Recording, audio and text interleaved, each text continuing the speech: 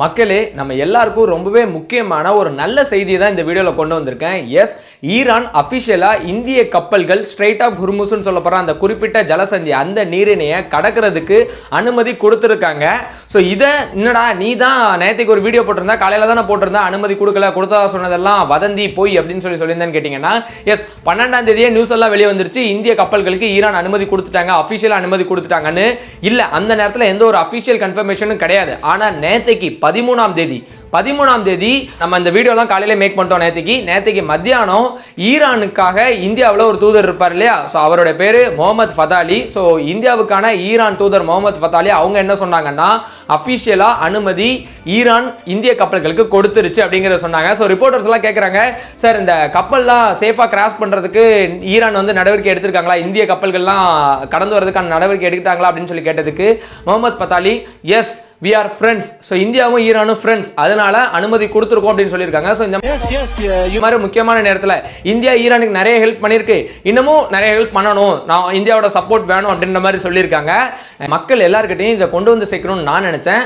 ஆனால் இன்னமும் எல்லா கப்பலும் சும்மா இஷ்டத்துக்குலாம் கிராஸ் ஆகி வந்துட முடியாது. ஈரான் சைட்ல இருந்து என்ன சொல்லியிருக்காங்கன்னா, இந்தியாவுக்காக கிராஸ் ஆகக்கூடியதுனாலும் ஒரு கப்பலும் தனித்தனியாக அனுமதி வாங்கணும்னு சொல்லியிருக்காங்க. அந்த கப்பலில் என்ன சரக்கு இருக்குன்னு அவங்க செக் பண்ணுவாங்க. அண்ட் முக்கியமாக அந்த கப்பல் இந்தியாவுக்கு தான் போகுதா இல்ல இந்தியன் பேரை சொல்லிக்கிட்டு வேற எங்கேயாவது போகுதாங்கிறத செக் பண்ணுவாங்க. ஒருவேளை யூஎஸ்கோ இஸ்ரேலுக்கோ அந்த கப்பல் சரக்கு ஏற்றிட்டு போகுது அப்படின்னு சொல்லி கன்ஃபார்ம் பண்ணாங்கன்னா அந்த கப்பலுக்கு அனுமதி கொடுக்க மாட்டாங்க. இதையும் தாண்டி அங்க போர் பதற்றம் எல்லாம் நிலவரனால அந்த இடத்தை, அந்த குறிப்பிட்ட ஸ்ட்ரெயிட் ஆஃப் ஹுர்முஸ் சொல்லப்படுற அந்த நீரிணையை கடக்கிறதுக்கு இந்தியன் நேவி ஷிப்ஸ் இருக்கு இல்லையா, இந்தியன் நேவி நம்ம இந்தியன் கப்பல்களுக்கு பாதுகாப்பு கொடுத்து கூட கூட்டு வரதுக்கு எல்லா ஏற்பாடுகளும் செய்யப்பட்டிருக்கு. ஸோ நம்ம ஆல்ரெடி 2 கப்பல் வந்துருச்சுன்னு சொல்லி பார்த்திருந்தோம். அதுக்கடுத்தும் ஒரு 2 கப்பல் கிளம்பிருச்சு. இந்த கப்பல்ல இருந்தது எல்பிஜி, எங்க கேஸ் தட்டுப்பாடு ஏற்பட்டிருக்கல, அது எல்பிஜி வந்திருக்குன்னு சொல்லியிருக்காங்க. ஸோ திருப்பி இந்தியாவுக்கு நார்மல் சப்ளை அப்படிங்கிறது கிடைக்க தொடங்கி இருக்கு. ஸோ உங்களோட ஹோட்டல்களில், உங்களோட பிஜிகளில் நிறைய பேர் சொல்லிப்பாங்க சப்பாத்தி கிடையாதுன்னு நிறுத்திருப்பாங்க. ஏன்னா சப்பாத்தி செய்ய ரொம்ப நேரம் அடுப்பு எரிக்கணுங்கிறனால சப்பாத்தி கிடையாதுன்ட்டாங்களா. இத்தனைக்கு இப்போ அதெல்லாம் திருப்பி ரெஸ்யூம் பண்ண ஆரம்பிச்சிருவாங்க, எல்லா பக்கமும் கொடுக்க ஆரம்பிச்சிருவாங்க. ஏன்னா சப்ளை அப்படிங்கிறது ரெகுலராக கிடைக்க ஆரம்பிச்சிரும்.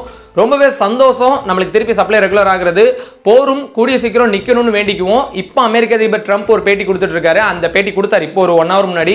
அந்த பேட்டியில் அவர் சொன்னார், சீக்கிரம் போரை நிறுத்திடுவோம் அப்படின்னு சொல்லியிருக்காரு. ஆனால் அதே நேரத்தில் ட்ரம்ப் இன்னொன்னு சொல்லியிருக்காரு, $10 மில்லியன் வந்து யாரு ஈரானோட இப்போதைய உச்சபட்ச தலைவர் முஜ்தபா காமேனி இருக்கார்ல, அவரை பற்றின தகவலை கொடுத்தீங்கன்னா அவங்களுக்கு கொடுப்போம்னு சொல்லியிருக்காரு. ஸோ அவரோட நோக்கம் இன்னமும் முஜ்தபா காமேனியும் கொல்லணும் அப்படின்ற மாதிரி இருக்கு. ஆனால் போரை தயவு செஞ்சு நிறுத்தணும், போர் அப்படிங்கிறது முடிவுக்கு வரணும். அமெரிக்கா நினைச்சா முடியும். அவங்க மட்டும் இந்த போற முடிவு கொண்டு வந்துட்டாங்கன்னா உலக அமைதி அப்படிங்கிறது ஒன்று கிடைக்கும். நார்மலா எல்லா பக்கமும் போயிட்டு இருக்கும். ஒரு பக்கம் நார்த் கொரியாவுக்கும் ஜப்பானுக்கும் புதுசா கான்ஃபிளிக்ட் உருவாயிட்டுன்னு சொல்லிட்டு இருக்காங்க. போர் நிக்கணும்னு வேண்டிக்குவோம். பை.